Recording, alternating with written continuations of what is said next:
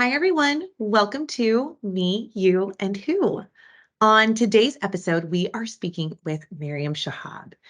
She is an inclusive communications and digital marketing strategist, but her favorite job title is Mama. She lives in Austin, Texas with her husband and son, who was born via gestational surrogacy in September of 2021. She's an advocate for inclusive parenthood journeys and a champion for diversity inclusion because representation matters.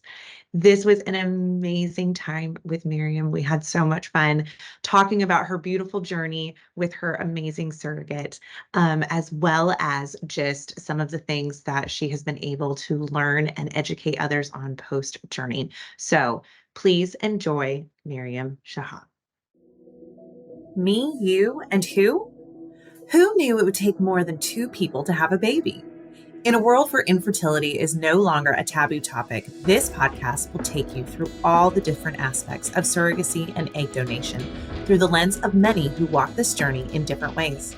My name is Whitney Hall, and I am a two-time surrogate, now turned surrogacy coordinator for Egg Donor and Surrogate Solutions, the very agency I used when I chose to carry for two amazing families. With this podcast, it is our goal to help guide and support you as you learn about what it takes to grow a family in an alternative way, as well as hear inspiring and beautiful stories of how this path has changed lives forever. We can't wait for you to hear about just one more way happy families are created every day. Well, thank you for doing this. I really do appreciate you reaching out and wanting to share your story, and for even just taking the time to, be just out of your crazy busy day to even be part of this. So thank you, thank you, thank you. What, just first question off the bat, what led you to surrogacy as how you were going to grow your family? For sure. Well, thanks for having me on, Whitney. And I'm just so glad for the platform and the podcast and everything your team is doing to create education around surrogacy because it's so needed. Oh, So thank you. I definitely did not know anything about surrogacy before I needed to pursue surrogacy. I tell people I begrudgingly learned, right? It's not something Sure. that's ever a first choice for many people. It wasn't for me a first choice in how I created my family. So my husband and I have now been married for 11 years. And when we first got Congratulations. married, thank you. When we first got married, we knew that we wanted to have kids, but we weren't going to try for kids. We wanted to just enjoy our marriage, Yeah. explore, live. And about 5-6 years into being married, we said, okay, let's try to start having children and tried to naturally conceive. We're not having any luck. Finally, got to that point of okay, let's talk to the doctors, talk to my OBGYN. And what she ended up saying is she recommended I talk with a fertility doctor, given that I had some fibroids in my uterus. And that would be part of potentially the reason. We did some other tests, that kind of a thing. And she said, start talking to a fertility clinic. And I live in Austin, Texas, and I grew up in Plano, Texas, outside of Dallas. Yeah. And my parents are doctors there in Plano. So what we ended up doing, my husband and I both grew up in Plano. We met in high school, Bible high schools. We decided to, yes, we decided to go back to Plano and chose a fertility clinic there where our parents were for some support. And through more tests with the fertility clinic, essentially what they told us is, well, let's do a round of IVF just in case, get your eggs, create some embryos for you, and then we'll do more tests to see if we think you can carry. Oh, okay. So it was December 2019 that we did November, December, a round of IVF, and we created and froze some embryos. And then it was February 2020 that I had some tests done, and they were able to identify that given the location of my fibroids, size of the fibroids, that I actually wouldn't actually be able to carry a pregnancy full term, and it would be a detriment to me and put potentially my life at risk. So that was really difficult to hear. It was a really intense moment in my life, in our marriage, with our families, that kind of a thing. And essentially what they said is if we did have some embryos frozen, luckily. And they said, if you want to use those embryos, we recommend surrogacy as an option. And I Okay. was like, overwhelmed, like, what is surrogacy? I don't know what you're saying right now. And they gave me some business cards of a couple of different surrogacy agencies. And I said, okay. And, really took me some time to process. And I went to surrogacy.com, I think, and just like read every single page on the website. Sure. And I was like, what is this? I've heard of it, but like, I don't know what this means. Right. And from there, it was now end of February 2020. And then, if you might remember, March 2020 is when like the pandemic really hit the US. Might I remember? Right? Oh my goodness. So then everything just kind of literally, I mean, for everyone, all the things, everything went on pause, right? It was Everything like, paused. what does this Absolutely. mean? The whole world stopped. Totally. And that's where, I mean, including us. And so we're just like, okay, like, I don't know what's happening in the world around us and everything. So we didn't really pursue anything after that. Sure. And so then it was March. No, sorry. We went through March, April. COVID was like, COVID's COVID. Yeah. everyone, COVID was COVIDing. And then it was Memorial Day weekend, May, I guess, 2020. And my husband and I decided to like, okay, we're going to sit down and we're actually going to do applications with some surrogacy agencies. Okay. And it was just like, okay, this is our long weekend. We're just gonna, this is like what we're gonna do. And obviously, Surrogacy Solutions was one of the agencies that we applied to, and the application process, felt overwhelming. It was like, okay, these are some medical questions, but then like, why do you care about my favorite movie? And some of those like lifestyle and personality questions, right? But later I realized like how important that like relationship building and the matching. But I was just sitting there filling out the forms. It's like, this is a lot of yo-yo of like questions that are Sure. being asked, and finding the right like for my husband and myself, we had to like describe ourselves, our relationship, upload photos. It was like, which pictures like are gonna make people want to carry our child, right? Like over analyzing all of that and what that meant. But that kind of was the beginning, just like getting through the diagnoses and timing of the pandemic, and then finally applying. Oh my gosh. Okay, so much there. Like you have just had like a full journey before you even had a journey, and like yeah, which Mhm. I mean is it generally is what happens with, a lot of parents whenever they're or intended parents when they're applying. Okay, so a couple of questions. I have to know just what made the because I find that I think you're the first one that I've heard where they were like, "Hey, let's just go ahead and do embryo like an egg retrieval before we even do anything else." What was their reasoning behind that? I think it was because my doctor knew based on the ultrasounds of my uterus how Okay. bad my fibroids were, but he didn't want to Mm, say it until he'd actually gotten in there through like I forgot the term, the endoscope. No, is it an like a endoscopy? hysteroscopy? He had done like yeah. Estroscopy, yeah. Yeah, Yeah. so he hadn't done that yet. And so he hadn't like, I mean, obviously he had gone in from an ultrasound and imaging perspective, Sure. but he hadn't gone into like scrape. And so he just said like, let's do the round of IVF first before we mess with anything. That way we And just so have and did you have any like thoughts about that aspect of things where it was like, "Oh gosh, now maybe," or were you kind of like, "Oh, this could possibly be one of the ways that at least I can carry?"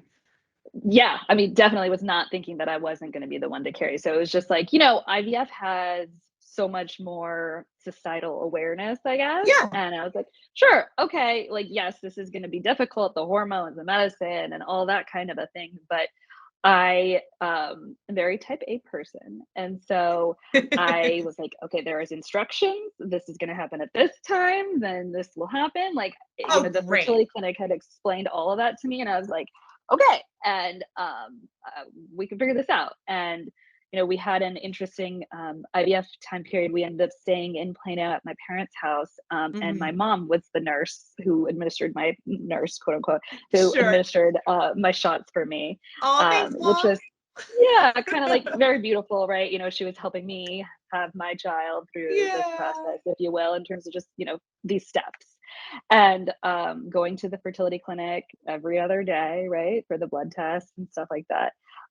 Ultimately, the egg retrieval was successful. It didn't get as many eggs as, you want. You always want bigger numbers and all that kind of Sure, stuff. But sure.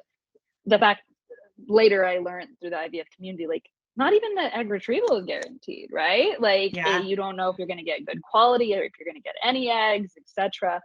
So I ended up coming home from the egg retrieval and actually a couple hours later passing out by myself, Mm. like in the bathroom at my parents' house. Oh my And gosh. it was like probably it was just because like my body pressure going to the restroom, this kind of thing, and I just Sure. passed out. And my husband and my mother freaked out. They're like, she's lying on the floor, like not responding to us. Oh It was, no. I ended up being fine, went back to the hospital, but it was just like, okay, that was dramatic. Like the actual egg retrieval and giving the shots, like we figured all that out. Weren't expecting this. But Sure. um that part was fine. Okay. Okay. So then it was like, okay, my path to parenthood is going to be slightly different because we're going to we're going to probably have to go the IVF route. Then all Yep. of a sudden you get the news, this isn't even going to be a possible path. And immediately they're like, okay, surrogacy is going to be your option. It sounds like obviously it was incredibly overwhelming. Throw in a pandemic on top of that. And now we're just feeling all Mhm. the feelings. What made you immediately decide, hey, I'm going to go the agency route versus, like independent or, things like that? I know you said they handed you business cards and Mhm. then you were like, I'm now just stone cold. I don't even know what's happening anymore. Yeah. Honestly, I didn't know that you couldn't go not the agency route. Like, Okay, yeah. it was more like, okay, this is my next step. Like, I had trust in my fertility clinic. They said the Mhm. best way forward is working with one of these three surrogacy agencies that they've worked with before. Yeah. And I said, okay. And I'm one of those people who very much puts trust in individuals as my path forward rather than like googling everything. I do want to like learn and be informed, but I want to be learn and be informed by people who are smarter than me at the thing, the experts, right? Sure. Sure. And Yeah. so I I always didn't say, really know that. beware of Dr. Google, right? Like it can just be too much. Yeah. Yeah, totally. And so that's where I didn't know you could go a different route. And I just didn't entertain that idea. Okay. Yeah, that makes a ton of sense. And so what ultimately made you decide to go with Surrogate Solutions versus two of the other agencies that you applied to? Yeah, so did the email and like what intake or discovery call, whatever it might be called, with Sure.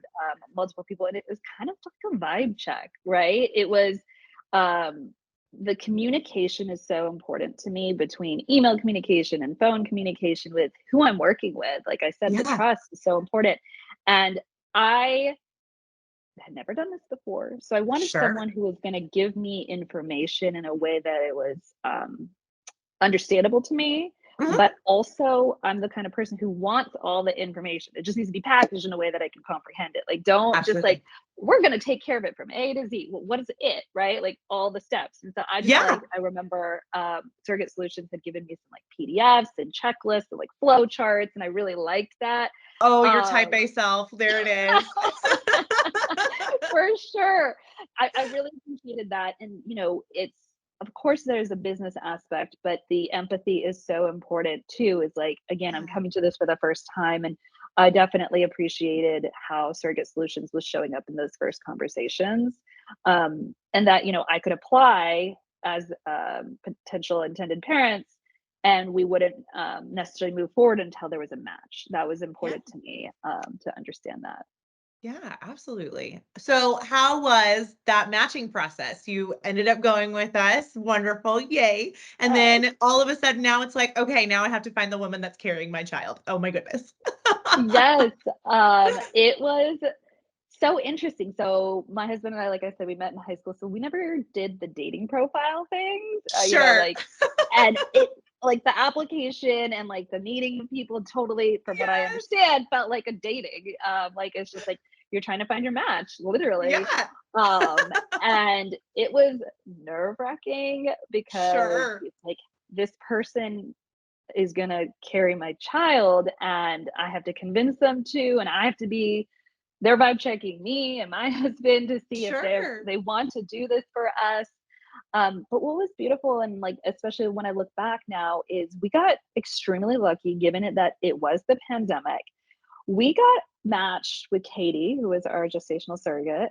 gestational carrier, about 6 weeks after applying, Oh, which I know is sometimes unheard of, where it could be months, it could be like year for other people, is what I've heard, not yeah, just through Surrogate Solutions, just in surrogacy in general. sure. Um, and so the fact that we got matched within 6 weeks truly was such an amazing thing, because it just felt like there was progress, especially when there's this moment of confusion and, how am I going to move forward in this? And there was this moment of like, I don't know much about surrogacy, and are surrogates going to want to carry during the COVID time period and all those Yeah, unknowns? And so there was just so much going on. And the fact that we were able to match with her and her husband, was, um, wonderful. I actually remember our match meeting because it was on Zoom, of course. of And course.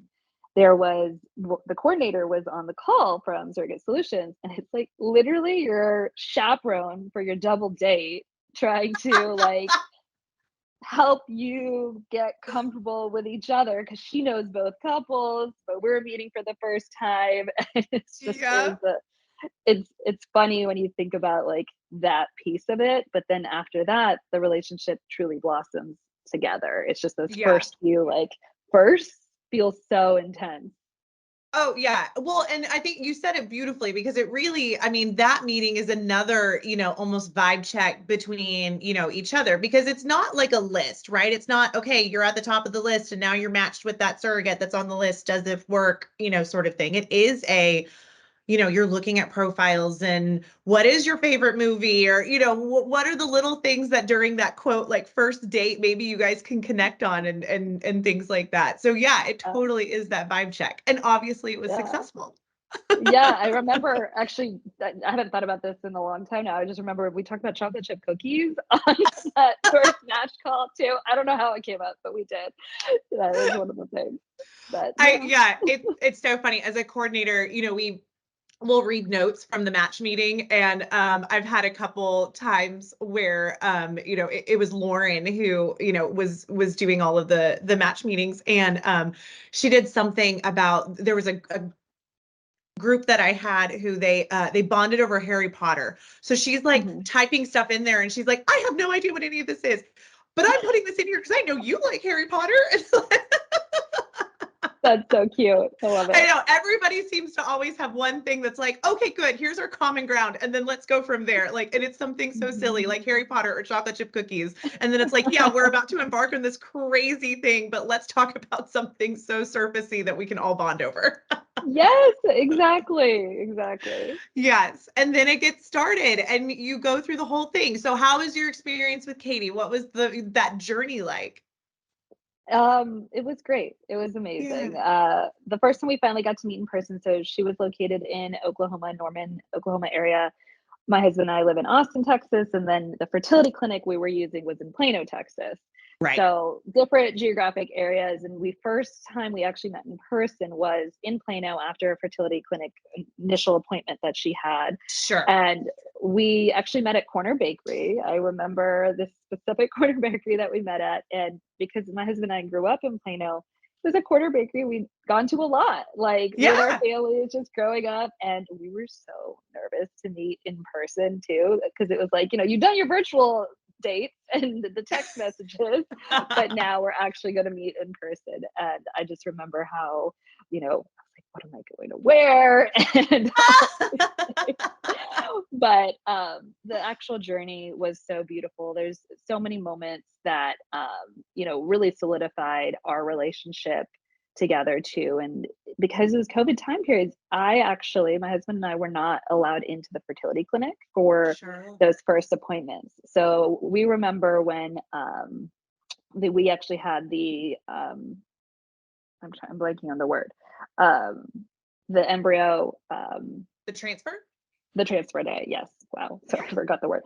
Transfer day. We literally, my husband and I, we called it a tailgate. We sat outside the clinic and we A all met in the transfer parking lot. tailgate. I love We it. called it a transfer tailgate. Like my husband and I had the snacks with us too. So her husband sat in his car, and then my husband and I sat in our car, and like she went in and had the transfer, and she was texting all of us in our group chat, and then came back out. We were hugging, taking pictures, all that kind of thing. But literally, my husband and I just sat there, and we actually like made a video because I decided to like make sure I was capturing my husband and I's emotions throughout this whole process. I wanted to take a lot Sure. of photos and videos to really remember. And so we had like a vlog, just my husband and I sitting in the car eating snacks, waiting for some updates because I needed something to pass the time, And it wasn't very long, as transfer appointments are pretty short. And They so are, there's like yeah.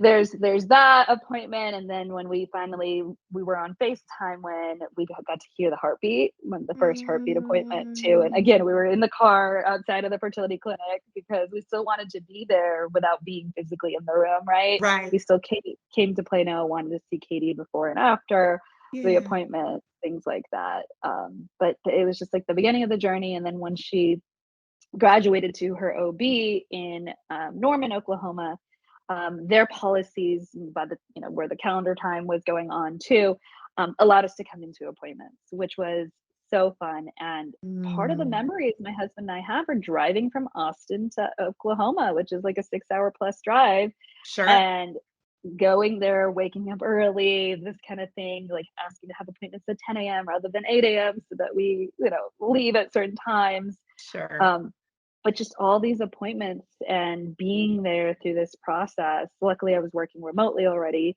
and just being able to like be there for each of these appointments and these milestones helped solidify our relationship together.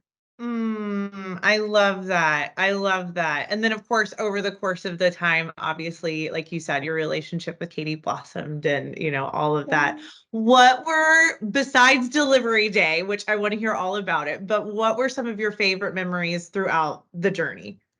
Yeah, I was thinking about this. So one of the things we did was a gender reveal, and I with embryo testing, technically, you already know the gender of the embryo, Sure. and I didn't want to know. I told our fertility clinic pick the best quality embryo for transfer day.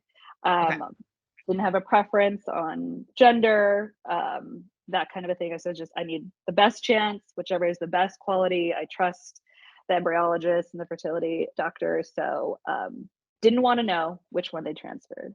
Yeah. And I also didn't wanna know the gender until we got through the first trimester. That was just, like, a mental thing for me. Sure. I didn't know, like, is it, a real viable pregnancy, and knowing the gender felt like it just felt heavy to me, like, It was a little it made too it feel real. more real, too Yeah. real.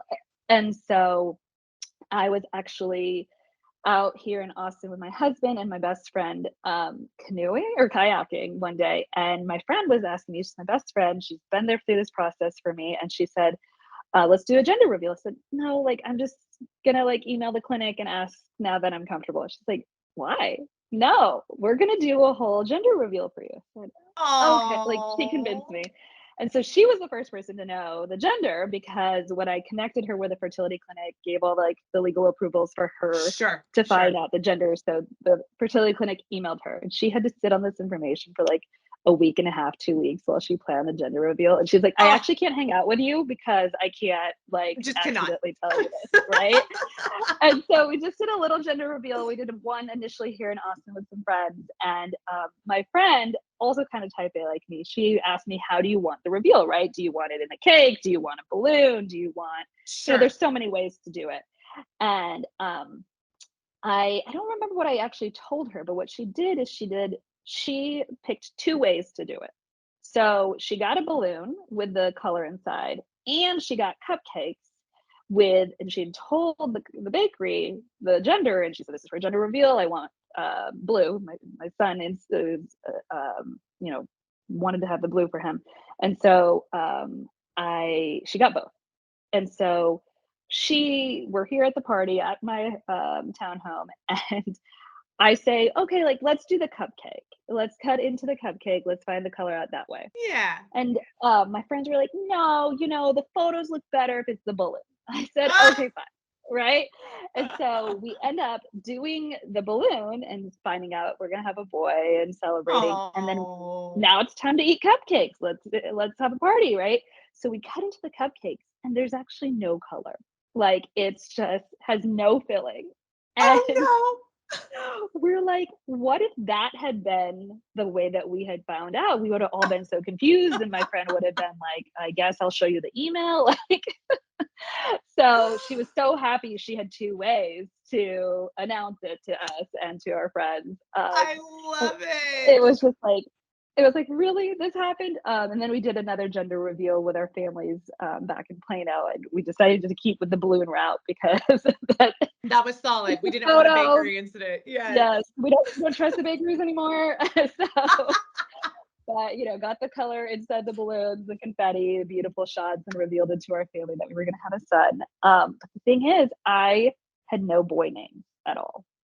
I only had girl names, like, even when we were trying to conceive naturally, like, I just did not know what to name if we had a son. Like, Yeah. I had a list for girls, my husband and I discussed that list, and now we're having a boy. I was like, "Well, no idea what we're gonna name him." Like, Yeah. We're there's back to zero now. back to 0, don't know what to do. And so our surrogate, her name is Katie, but her full name is Mary Catherine. And my name is Mariam, and Mariam in Arabic is Mary, which is essentially the same name. So Mariam and Mary are the same name. And Mary and so then ended up, sorry, back to the story. So my son's name, we decided to name him Isa. Isa in Arabic is Jesus. So the concept of Mary and Jesus together was something that we found so beautiful because my name is Oh. Miriam, which is Mary. Her name is Mary, Mary Catherine. And we decided to name my son Isa, also Jesus, which the idea of like immaculate, you know, conception and just the fact that she was Oh. carrying him, it was just all of these pieces came together that we went ahead and like had the name and we did share the name with Katie and with our friends and family beforehand too. It just helped us Yeah. stay connected and make the whole thing feel more real as we progress through the pregnancy.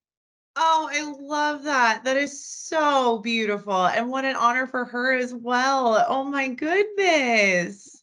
So So let beautiful. me let me ask you this. So it sounds like you had friends that were like, you must have a gender reveal, and your mom was doing the shots. What was it like telling your family, hey, this is how we're gonna have our Yeah. child? Yeah, I mean, what was, you can't plan for these things, but what was Sure. great is that fact that we worked with a fertility clinic in Plano. And so my parents were there for exactly the moment that I found out that I wasn't able to carry my child. Mm, And mhm, they were there for the information that if I wanted to have a child of our own, it would be through surrogacy because we already mhm. had everyone in my family, close circle of friends knew that I'd done IVF. Um, and so that part was, they very much deferred to me and my husband on like, what do we want to do with this information of like, if you want to have your own child, it will be through surrogacy. And very much supportive in the sense of like learning with me on like, what does surrogacy mean? Sure. How are we going to finance this? Things like that. Yeah. There was also when there's the inner circle, the family and the friends. And then after that, like the idea of like telling other people became something that was like, even with a traditional pregnancy, some people want to wait till it's Bible pregnancy, that Yeah, kind of a thing, or further of course. along, anything can happen in a pregnancy. And so part of it was I work in social media marketing, so I have a public social media for myself. And so it's like, Yeah. the traditional social media announcement, like, how am I going to do that? I want to do it. Should I do it? Like, what is it going to say? Right. Like, I don't have Sure. a belly photo of my own to share. But like all those traditional announcement things, I wanted to do them. And it was finally my time, to share because I'd gone to enough gender reveals, baby showers, celebrated enough like pregnancy announcements of others. Yeah. And so when I shared it most publicly was on my own Instagram and shared a post and I genuinely was vulnerable in the sense that this is something my husband and I have been trying for many years. We went through IVF, and we are blessed to have this amazing gestational carrier who's going to Mhm. bring our son into the world. Yeah. And had so much positive reaction from people that I know or knew before, and I'm still connected to. And I also had a conversation with work. I was really worried, what kind of maternity leave am I going to get, Sure. and how do I announce it, one, to my boss, but then two, to HR, to figure out what is our policy. Like, I tried to read it myself, like, I don't know, like, it didn't say the necessarily this word. And I had a lot of tenure at the company. I'd been there for, I guess, at the time, maybe like 8, 9 years. And Yeah. so I had a lot of relationships, and I wanted to leverage that. I was like, I'm going to get my maternity leave. I'm going to get at least 3 months of maternity leave, one way or the other. I'm going to, like, the basic maternity leave, I guess, is 3 months nowadays. And I was nervous to tell them. And of course, I told them before I would post on social media, and had good conversations. And they ended up, my HR person from my office had not ever administered a maternity leave, it's the terms that she used, for a surrogacy leave. But my Okay. company at the time was part of a larger conglomerate of companies. So she reached out to the HR folks at the other companies. And turns out, like, someone at another company had administered a leave for surrogacy. And she tried to use their templates to come up with something and build a maternity leave package for me, because the company had what is it called, like, unlimited PTO. So, Okay. like, basically connecting some unlimited PTO with some family leave policies, and ended up being like two bouts of different leaves, and we meshed it all together and Oh made my goodness, all the 3 month leave things. for myself. Yeah.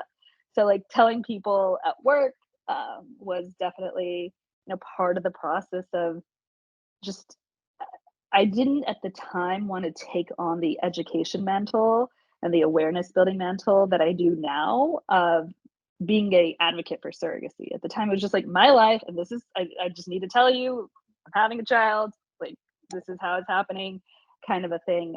Yeah. But now, like, on the other side of it now, I'm like, wow, we need more family leave policies for people who have children in different ways. Like, I deserve, or anyone who's an intended parent deserves to have time with their child after you tried so hard to get them here. Absolutely, absolutely. Well, and I mean, you were paving the way, you were being an advocate, and you were like, "I don't Yeah. wanna talk about it right now, but you need to make this happen." And fantastic Yeah. for you.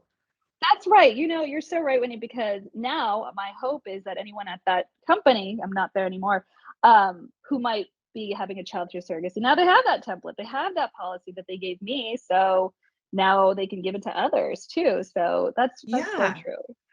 But the other question you asked me, just like memorable moments on our process. One of my favorite memories that we had was we decided to do a surrogacy maternity photo shoot. So talking about all these, like, Mm. Yes. milestones, right? Like, we did the gender reveal, and our surrogate was not actually at our gender reveal, but what I ended up doing is I sent her and her family their own little reveal package, and had, it was like Oh. chocolate. It was like a chocolate heart with blue M&Ms on the inside, and there's a little hammer that her Oh, two yeah, kids like the could, like, break break apart. into. You can Yeah. see it on Etsy, I'm sure. It was like one of those cute Etsy ideas, but Sure. the kids had that, and sent me a video too. But then what I really, really loved, and at the time, again, I was just like living my life. I wasn't like thinking, like, what does this mean symbolically? And I was just like, I've always wanted to do a maternity photo shoot, Yeah. and let's reframe it. Let's do it with our surrogate, and let's, I wanted to ask Katie, and she was very comfortable with it. And I invited her family to be part of it too, because this is a memorable moment. She'd been, um, educating her children and her family and Yeah. her community through her process too. And so, found a photographer in Oklahoma, and the photographer had never done a surrogacy photo shoot. And so, again, I ended up educating without meaning Yep. to in the More process. education. I went into Pinterest and I found some photos I like. There are people who've done, of course, these surrogacy maternity photo shoots. It's just not super common. And Sure. we were working with a maternity photographer in Oklahoma, so she understood now that she'd seen the pictures that I'd shared with her, what we were going for, and like whether it was, photos of my husband and I with Katie, or our hands on her belly, or just Yeah. some of the like the important shots to get, versus also if we end up at this a beautiful like mountaintop in Oklahoma that the photographer had picked, and like just Mm. the location. And so totally built up that trust with her to like get these photos that would be memories for both of our families Yeah. for a lifetime. And we got lost going up and finding the mountain. That was a whole other thing. But the photos were something that I was really, it was that moment that was visually appealing to help share with others, to understand that like this is this emotional moment between our two families and how we're connecting and choosing to have these memories. Like, I have the ultrasound pictures, and that's Sure. great and feels very normal. But the idea of like this juxtaposition of my husband and I with our pregnant carrier, it was Yeah. just something that I think really struck a lot of people to emotionally, and of course myself and family and friends. Well, it's celebrating it. I mean, because of course you went through a grieving process of like, oh gosh, this isn't how I originally thought my family would come in to the world or grow my family, but it's still so beautiful. And, you get to share it with, obviously, I mean, you and Katie became such, your family's bonded. And so it's just one way to celebrate that unique bond that is surrogacy and growing your family in that way. I mean, yeah, Yeah. that's gorgeous. Oh, I love that. I love that. Okay, so you had delivery day. It was beautiful and amazing. I'm sure you got there in time. Thank goodness. All of the things, Yes. right? That's always Yes. everyone's biggest fear. Am I going to get there in time, especially if you're not in the same state? Yep. What was it like seeing your sweet baby boy? And then how was life after? Yes. Wow, like it just brings me a smile on my face thinking about all Of these course. memories. So we had a scheduled induction, and so Mhm. we knew when it was going to happen. And so we had gone up to Norman, Oklahoma the day before. And we'd always stayed at this one hotel, my husband and I, like that's right next to the hospital. So it was like, okay, we're like, well, Perfect. we're here again. And what had been discussed with Katie's OB was that, because again, it was still COVID days, that she could have one of us, me or my husband, in the delivery room. Okay. And that was for like the last 2 months of pregnancy. It was like that was kind of what we were going with. We've been the Surrogacy Solutions coordinator had been talking with the hospital and the labor and delivery team and all of that, which Right. was wonderful, Right. helping me feel comfortable too, on what that process would look like. We'd have our own mother baby room and all that, like understanding all that. So Sure. the day before, Katie calls us and says, "We've gotten approval for both of you to be in the delivery room," which we were so excited about. My husband, like his whole time, he was like, "Well, I'm not going to be there. You're going to be there with Katie and Sure. Katie's Right. husband," and He just and so adjusted. Yeah. yeah, it's just like I was like, "What? Okay, this was exciting." Well, there's always twists, right? So now it's so my husband and I go have like our last pre-baby meal at like a restaurant near the Absolutely. hotel. And we're the call time for induction was probably like some 6 or 7 a.m. pretty early. And so we're Sure. like, okay, like we're getting in bed at like 9:30, 10. Like let's just nerves, so many nerves. And Katie texts us like once we're already in bed. She says, "Are you awake?" And I was like, okay, yeah, let's talk. And turns out, again, part of the protocol at the time was that she had to take a COVID test before the induction. She got a positive COVID test. Oh, Uh, no.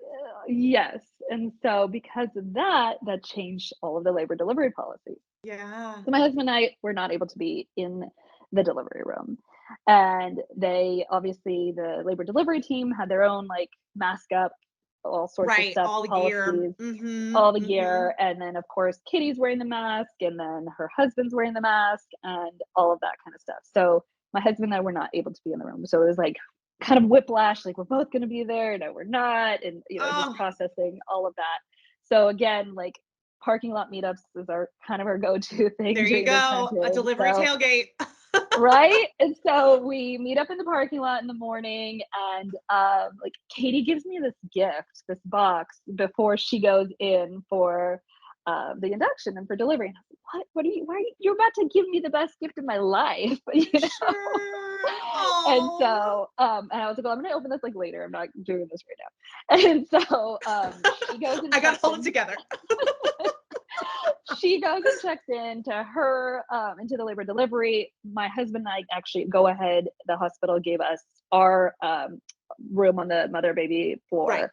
And Right. so we're sitting there waiting, texting, FaceTiming. Time Sure. goes by so slowly. Oh, and And it's like, inductions are, yeah, and you don't know what's gonna happen. It could take forever, it could take a mhm. minute. Yeah, absolutely. Yep, time goes so slowly. And so now, so we're like eating lunch. I'm like, how am I eating food right now? Like, I don't know. And so finally we get the text that it's time. And she has a beautiful, easy delivery, Oh, literally wonderful. like minutes. Like the OB was across the street, like it's just different buildings, and she Right, had to right. run over because things were moving fast. And so she gets there, beautiful delivery, and Katie's husband actually took so many videos and photos for us, which was amazing. Oh, And literally from labor delivery, which I think was a lower floor, and we were on mother baby, my son Issa is brought to us like within minutes of being born. And the doctor actually did this beautiful thing where she left part of the umbilical cord still on. Like, of course, it had to be cut, but like kind of like a good couple inches sure. so that we could cut it when Oh, he came up to our room. And the nurses there were wonderful. And, because Katie was technically COVID positive, right. now Issa was considered technically COVID positive, and Okay. now he's coming to our room, so we have to wear masks. And so my husband and I are wearing masks. First time we're meeting our son, but this nurse, she's so wonderful. She's like, takes my cell phone. She says, take off your mask. You're meeting your son for the first time, and takes these beautiful photos. That is like still my Oh, like number one photo where yeah. I'll share the photo with you later, but you again, you can't make this stuff up. I'm crying and smiling, the biggest smile of my life, and crying at the same time. Absolutely. Absolutely. And it's just like the juxtaposition, like there's a lot going on. And Yes, so of this course. nurse was wonderful and just like took all these photos for us when we Oh, first met him, and it was, you know, just truly amazing. I was like, this little boy, he's my son. He's here finally. yeah, he's yours.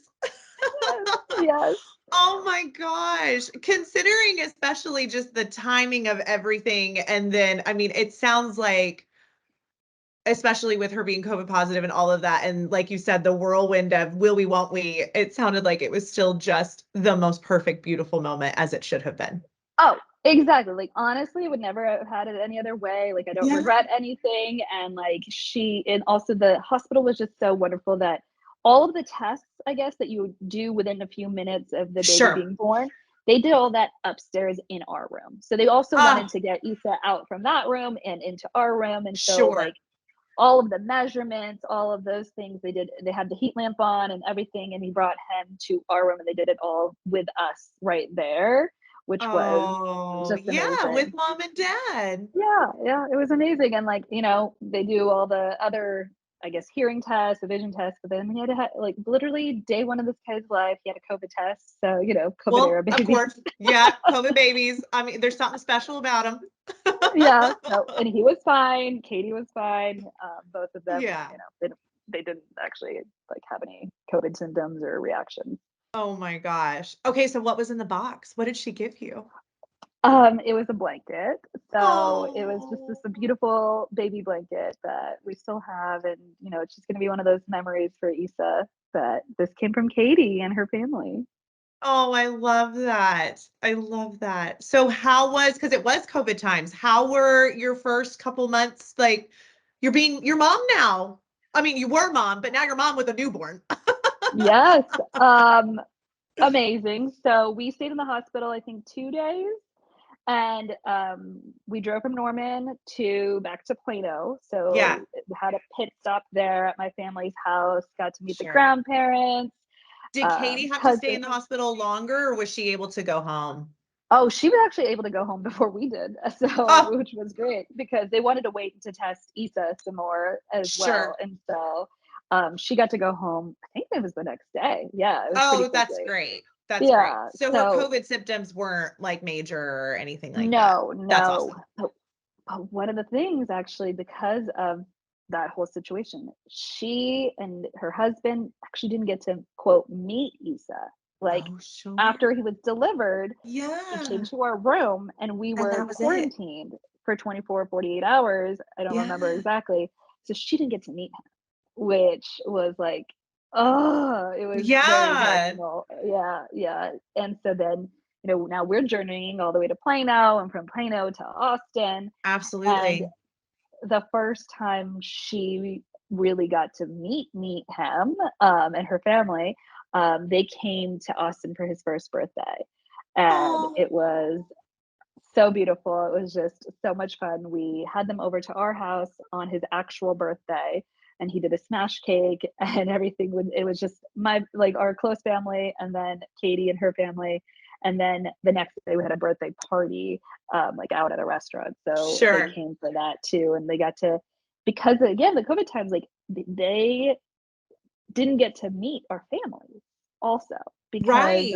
limited interaction. So that was the first Of time my course. parents were meeting this woman who had birthed my child, and my friends got to meet her at the birthday Oh, party and all of that. So it oh, was that is a lot. so special. That is Yeah. so special. Oh my goodness. What a journey. What a journey. Okay, so since then, at the time, it was just, okay, I'm growing my family. I don't want to talk about it, but this is how we're doing it. And then, of course, you're battling a pandemic during the same time. So everything is just Mhm. wonky and crazy. And since then, in retrospect, you're like, the world needs to know. We must educate. What does Yes. that look like for you and your family? And then, of course, your sweet son. What Yes. kind of, I guess, what sparked that? Like, what sparked you wanting to be like, hey, people need to know more about this? So I am a big believer in storytelling. And, Yeah, when I was beginning my journey and been told that I needed to use surrogacy as my path to parenthood if I wanted to have my own child, I just like wasn't able to find enough stories around regular people sure. pursuing surrogacy, right? There was like what was in the entertainment media, which, not really Yeah. accurate. And Nope. then there was celebrities. Like it truly was, okay, Gabrielle Union, Priyanka Chopra, Tan France, like cool for them, Kim Kardashian. And like I'm not them. I cannot relate to them. I've never been someone who's into celebrity culture. I'm like not obsessed with pop culture in that sense. And Sure. so it was always like that's what came up when I was looking for stories of surrogacy. And Yeah. so what became important to me as I reflected and had more space from like the actual surrogacy journey and I was, now a mom with my son, um, I worked, like I said, in social media marketing. And then I actually, once my son was born, I ended up starting at a new firm, communications agency, which is focused on advocacy work, advocacy for lots of different issue areas. Sure. And one of the issue areas I worked in was reproductive justice. And I was Mm, really seeing the power of telling stories to create change and yeah. demand change also when it comes to policies and things like that too. And honestly, it just came very naturally to me just to start sharing retrospectively, nostalgically. Yeah.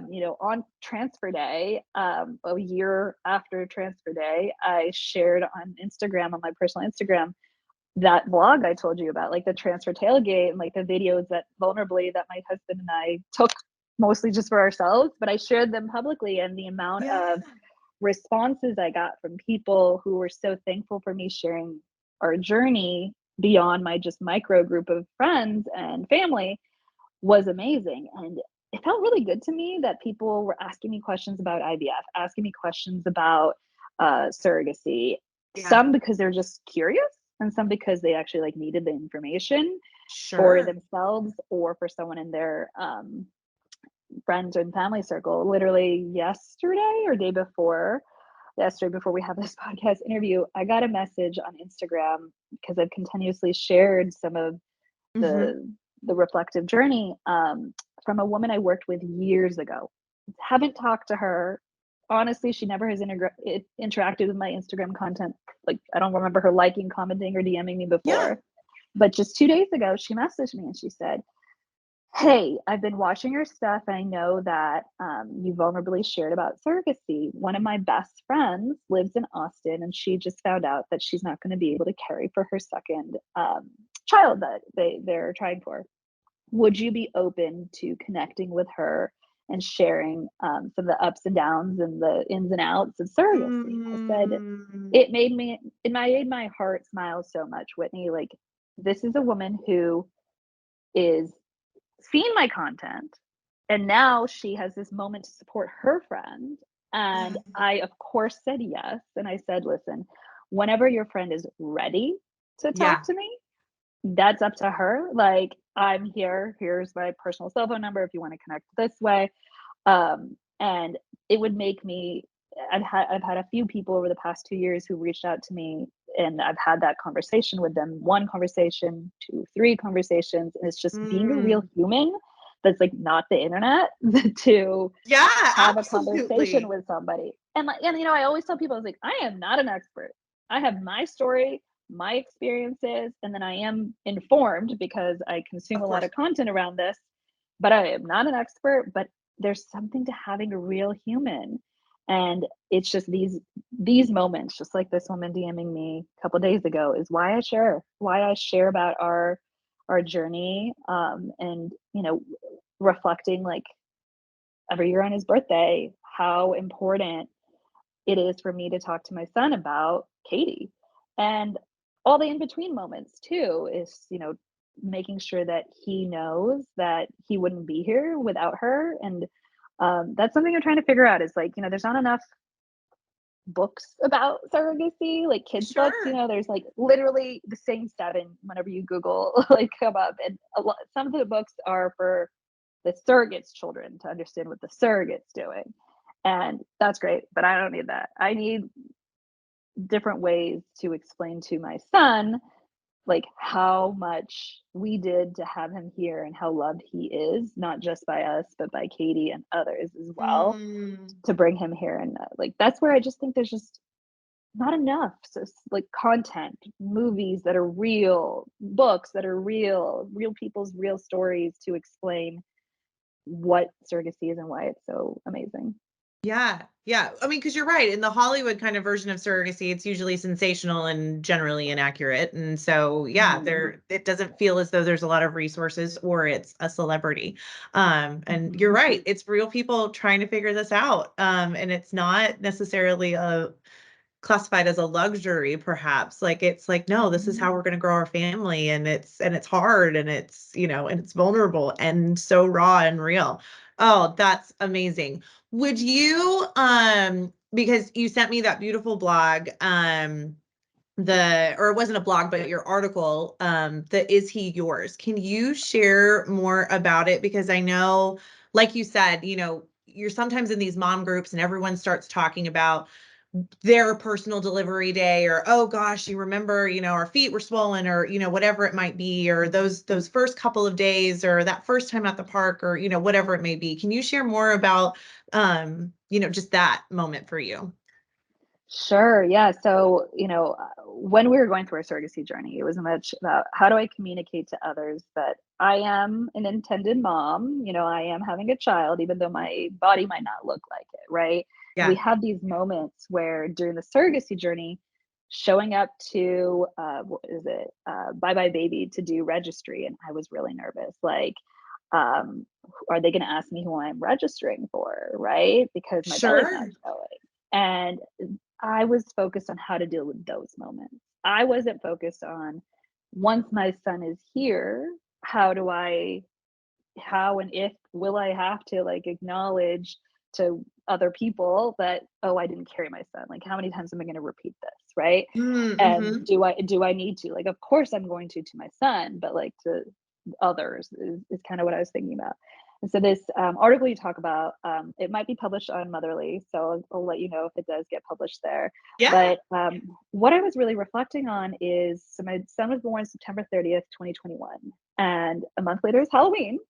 And my friends convinced me, like, get him a cute costume. And I was like, I don't know. Like, I was very much in that early mom, new brain phase where I was like, I can't think Absolutely. about stuff like, you're talking about something that's 2 weeks away.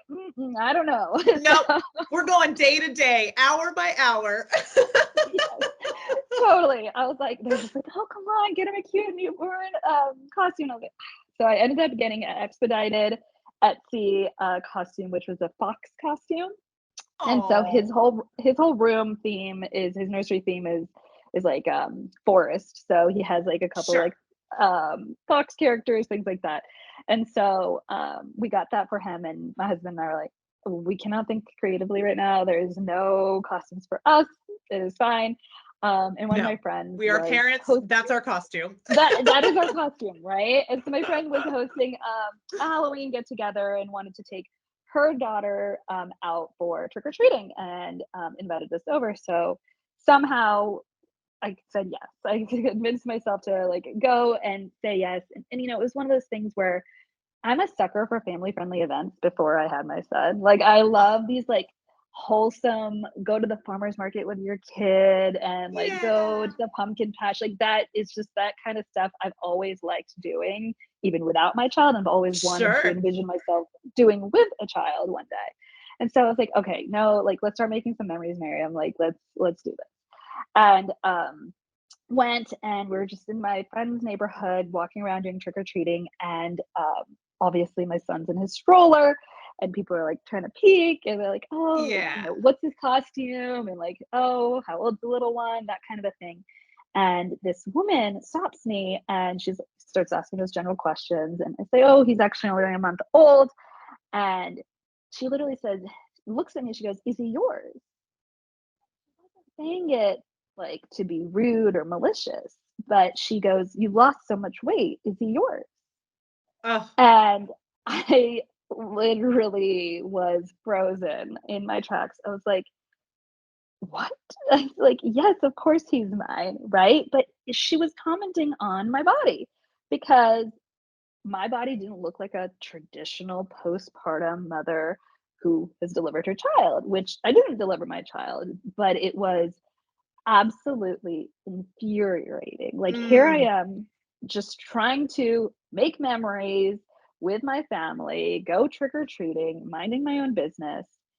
And it just shows how much progress we have yet to make as a society mm-hmm. when it comes to just commenting on women's bodies, regardless of pregnancy. Like, let's not do Right? that.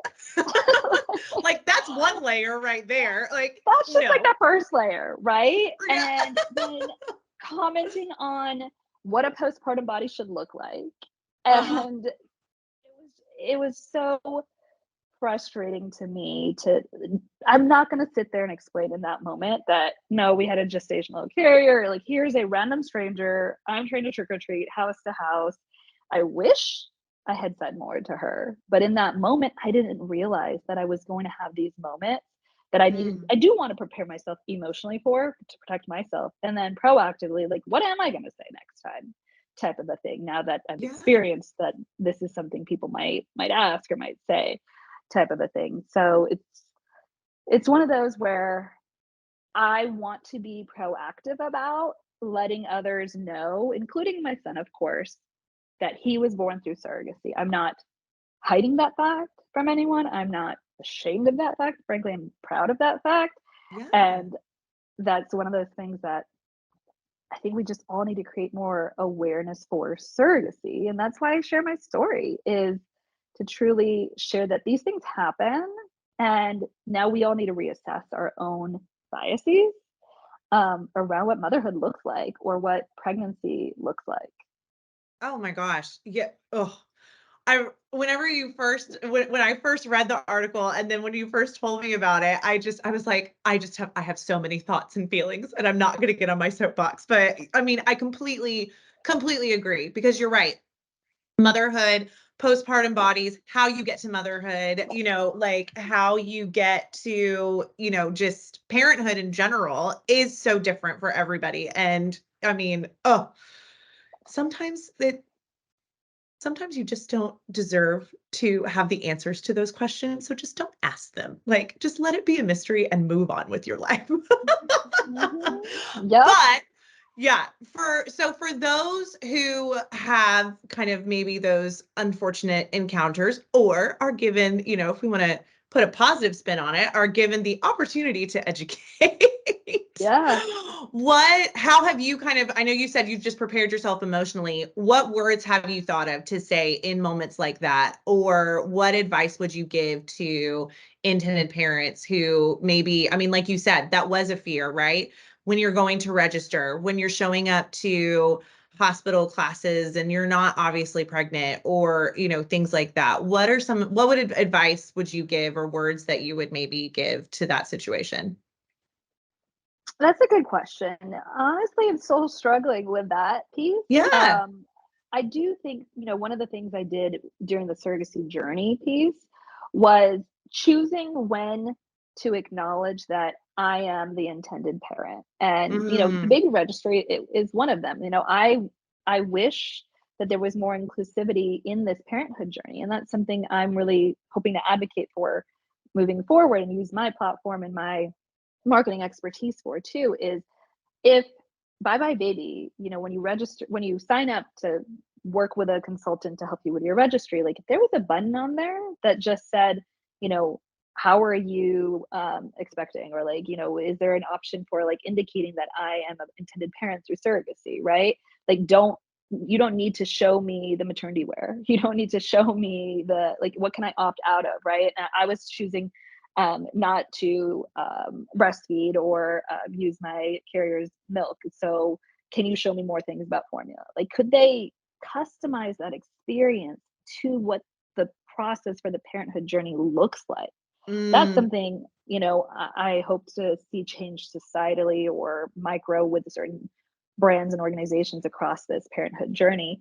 But I think, in terms of like how to handle those situations, it's through honesty and vulnerability. And like, I yeah. think people respond to not necessarily being corrected, but you just answer your version of the story. So, hey, I'm actually the mom I'm expecting through, or I had my son through a surrogate. Most people hopefully have heard the word surrogate, though their definition or connotation might be different around what that means. Sure. Sure. But just that simple answer. And if they want to ask follow-up questions and if you want to answer those or not, that's where it gets a little dicey. But I think Hmm. owning your truth that you are a mother through gestational surrogacy, and then seeing their reaction. And sometimes people are like, shut up, and they're like, I don't know what that is, or oh, I shouldn't have said what I said. Or there's some people who are Hmm. genuinely curious and they kind of push and prod, and it can be comfortable or uncomfortable depending on the situation. Yeah. Yeah. Absolutely. Absolutely.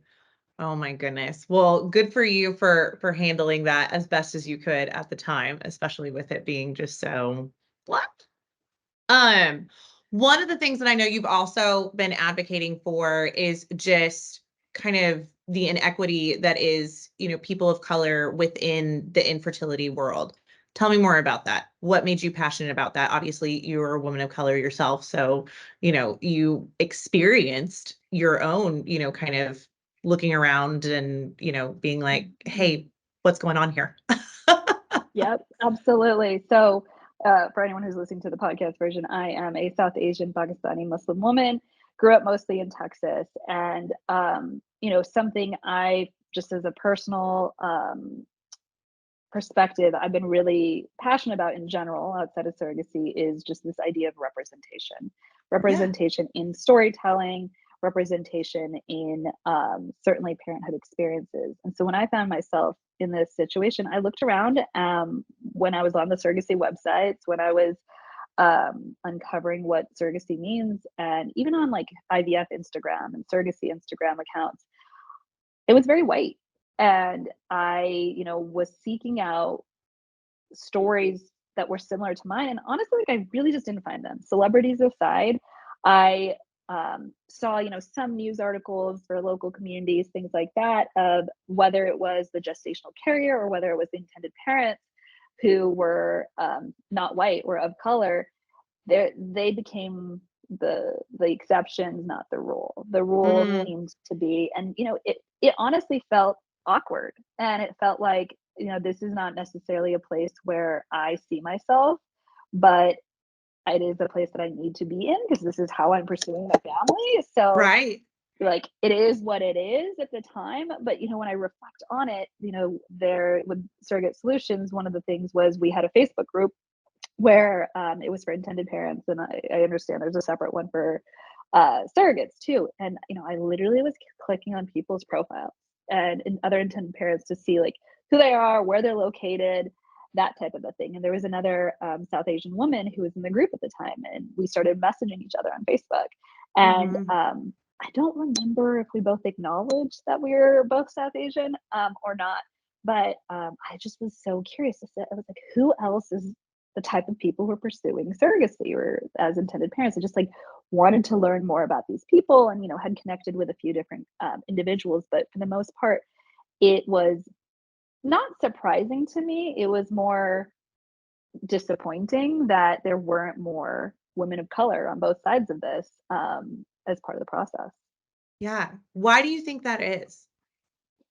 I've been thinking about that one. I think one, surrogacy is still really new in like the grander scheme of things in terms of Sure. how to have a family. And two, I think part of it becomes that you are what you see. So I do think that women of color may be less likely to pursue being a surrogate or being an intended parent because they don't know anybody who Mm, in their community has been a surrogate. I think that's also part of why I'm so open to sharing my story, because I had no one. I still really don't know anyone but this one person from the Facebook group who looks like me, who has been in the surrogacy world and had to. mm, And, it's my understanding that a lot of people, rightfully so, want to be private about this. So it's not that it's not happening necessarily. It's just that I think that because of certain cultures, there is cultural norms that prevent people from being comfortable in sharing that this is how they're becoming a parent. mhm. And oh, what will people say if they knew? And there's a lot of like community perceptions. And so I Mm, do think that one, there's less individuals of color because there's less individuals of color. It's just a perpetuating situation. And then two, I think it's just because people aren't sharing enough. For those who are people of color in this surrogacy world, they're just not wanting to share publicly because it's such a vulnerable, private, awkward, uncomfortable topic for them. yeah, absolutely. What I mean, I know kind of your background with social media and marketing, so it's almost natural for you to eventually wanna share, but for those who Mhm. maybe just aren't that comfortable, what advice would you give them as far as maybe just that first step of sharing how they got to where they are and just sharing their journey in Yeah. general? Prepare yourself for, think ahead for the worst question. And, one of the ones that I know many individuals who pursue surrogacy get in some form or fashion is the classic question of, why don't you just adopt? Oh, And sure. Yeah. one of, I saw this thing on Instagram recently that I was like, this is the best answer. Would you ask your friend who's announcing a pregnancy, who conceived naturally, why didn't you just adopt? Would you ask her that? And the answer is no, you wouldn't ask her that. But your friend who's Mhm. pursuing surrogacy or IVF or something else to have a biological child of their own, you feel that it's appropriate to ask, why don't you just adopt to them, when you're not going to ask the person who's naturally conceiving and announcing that they're, growing a child. It just feels um, very invasive, and people aren't really thinking through like what do those words mean to a person who Sure. is experiencing infertility in some regard. And so my advice really, in terms of for those who want to figure out how they're going to communicate this to whomever in their lives, or share more publicly or not, is really, this sounds terrible to say, but like preparing what are the worst case scenario questions that you don't want to be asked, and how are you going to handle them? And then you're going to be really surprised with how many people are just, okay, congratulations. Like a basic congratulations, even though you were Yeah. scared that they might ask you this something else. And then there's this third group of people who are going to be so proud of you for pursuing this path to parenthood that maybe is Mm, a journey less walked, or figuring it out, like finding your path. People are going to surprise you. People really surprise me in their positive reactions, and their reactions to genuinely know more, as opposed to like poking the bear and like asking sure. inappropriate questions type of a thing. And the idea of, so many people were, who I didn't know went through IVF, or someone's sister went through IVF. They, were like, oh, there's so much, like I saw what that took, and you're doing that plus more. Like, Hmm. just to understand all of the different paths to parenthood that other people might have someone else in their life or themselves pursuing. People start, when you share your story, all of a sudden people feel comfortable to share their stories with you. So be prepared for that. If you're emotionally ready to hear sometimes positive or negative stories of what those paths look like for people, just if you Sure. share your story, people will share theirs. Yeah, absolutely. Oh, and what a community that is opened up when you do. Right? Yeah. I've deepened some relationships that I didn't know I could through this process of sharing. Absolutely. Oh my gosh. Well, you've already given so much of your time to, just champion your son and your journey, and then just your love for, this work. What would you say to yourself? What one piece of advice would you give to yourself if you were to go all the way back to day one? Okay, so what does day one mean to you, Whitney? Which day one? Oh, great. Oh, good question. Great question. Oh, good for you.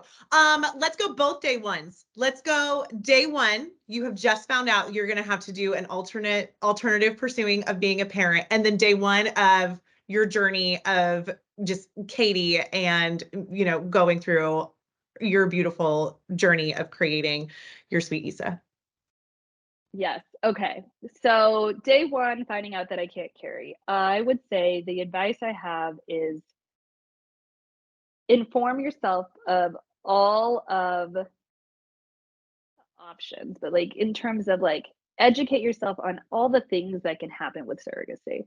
So truly, that you could end up having twins. Your carrier might need to have a C-section. All of the things that could happen on a surrogacy journey, understanding what the match process looks like, truly educating yourself on the pieces of the puzzle, and like different pieces are going to come together on your journey differently than mine.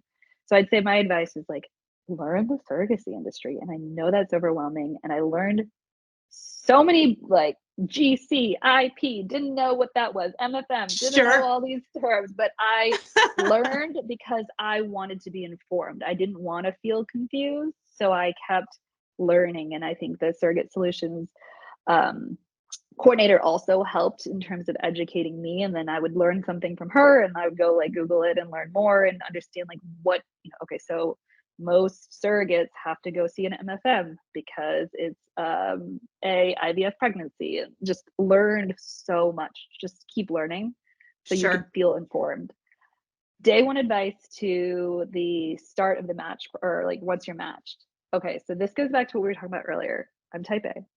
My biggest advice, and one of the biggest growing pieces of like just growth, personal growth I had, was learning to give up control.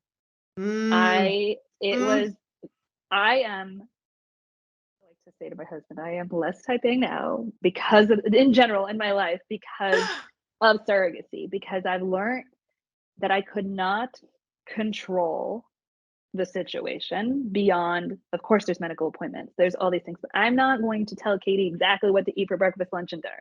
I Sure. cannot control what's going to happen medically? I can't control these things. So learning to give up control and trust, and truly trust the carrier, as well as trust the medical process, trust all the people involved, the coordinator who is smarter than me and has done this before, uh, you know, trust and faith that what all these pieces of the puzzle will come together for something beautiful that Mm. you're really trying for. So just that's my biggest advice. Like, be willing to give up control and hopefully there's a great outcome on the other end of it. Absolutely. Absolutely. Oh my gosh, you're so right. That trust piece is so, so important to the whole process. All right, my last question, which, as everybody knows, I have a beautiful codependent relationship with my sweet cup of coffee. So I always love to ask, literally or figuratively, what filled your cup this morning? Coffee. Absolutely. Yep. Absolutely. Yep. We don't function without it. We do Well, not. no, absolutely not. Miriam, thank you so much for your time. Thank you for continuing to share your story and spreading your love for the amazing thing that is surrogacy and all that is involved. So grateful for you. So grateful for Katie. And just thank you so, so much. We are so happy for you and your sweet family. And I am just so appreciative of all that you are doing to just champion what this amazing industry is. So thank you. Thank you, Whitney. You have just finished listening to an episode of Me, You, and Who. To find out more about egg donor and surrogate solutions, go to www.createahappyfamily.com.